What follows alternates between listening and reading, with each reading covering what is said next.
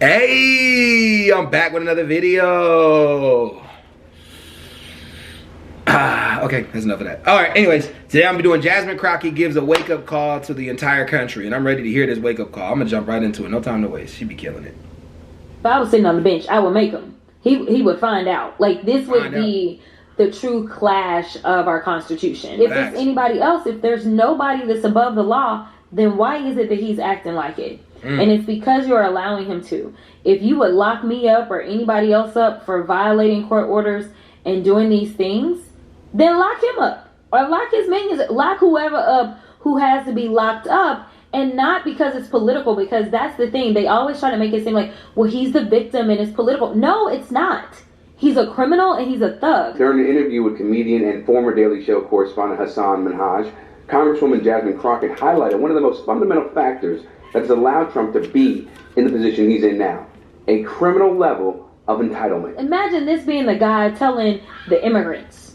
Imagine it just being Obama. That would have been crazy. Yeah, she's right. They're the ones that are causing the crime and wreaking the havoc. Yeah, we can't have and they are the ones messing up. No, let me tell you who's messing up our cities and our economy. It's him and his rogue administration. Crockett, as usual, is spot on here. Trump and his inner circle of allies are only concerned with consolidating and concentrating as much power as possible within the presidency so they can serve the interests of the ultra-rich ruling class. And when you have a judicial system that has been captured by right-wing institutions like the Federalist Society and Heritage Foundation, and a Congress completely bought and sold by corporations, foreign nations, and other special interest groups, why would Trump and everyone else in power feel like they have to be held accountable for anything they do? We all know this. Money and political power are inextricably linked together in today's political system in America, because you have all these corporations, you have these super PACs that donate to Democrats and Republicans, and essentially they're bought. Right? These congressmen, congresswomen, the political party, or like the president, you know, because you can have, like Elon Musk, for example, great example, buy his way into the president's office. Okay, hold on. I'm gonna skip it because I want to hear Jasmine Crockett got to say. Political stunt, plain and simple. Republicans are here drawing a clear line in the sand. They will stop at nothing to advance Donald Trump's agenda and the dangerous blueprint laid out in Project 2025. Even if it means targeting the very groups that are working to protect our communities and support our law enforcement agencies. Let's be clear, my colleagues across the aisle have shown little to no interest in working with Democrats on real solutions for the American people. Instead of addressing pressing civil rights issues constituents actually care about, like wrongful deportations of U.S. citizens, ongoing efforts to undermine voting rights, or the serious flaws in our criminal justice system, this committee is spending its time holding a hearing with a title that sounds like it was ripped from a conspiracy blog. This hearing, how leftist nonprofit networks... I've seen this one before. I'm going to skip ahead.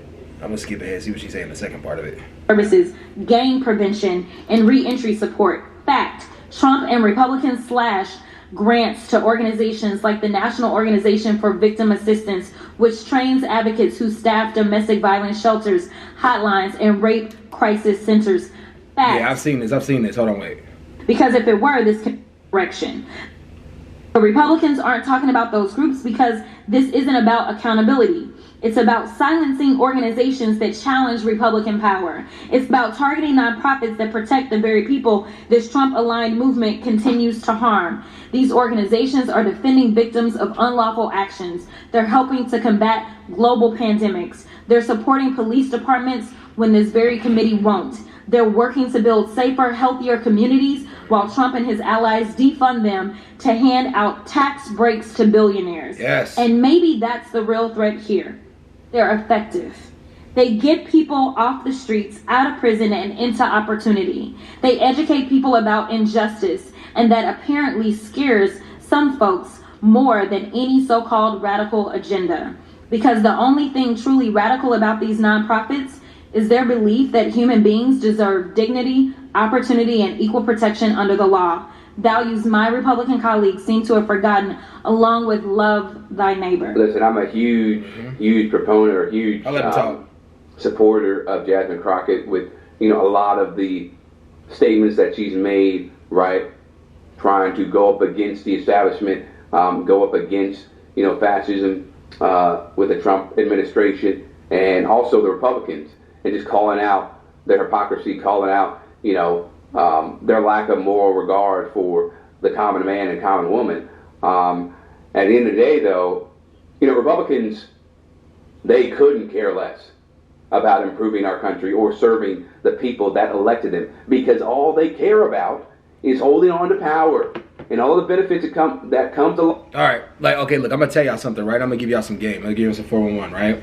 Mitch McConnell has been playing chess for a long time. I need you to research Mitch McConnell if you get the opportunity. Mitch McConnell, if you don't know who that is, Mitch McConnell he was the leader of the Republican Party for a long time. Now he's about to step down because he's getting old and he can't keep it going on and on, right? But he was the leader of the Republican Party for a period of time.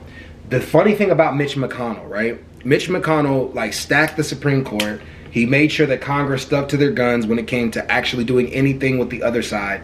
He created that extensive divide that now kind of Trump is playing off of, which is leading to the fact that birthright citizenship is up for question.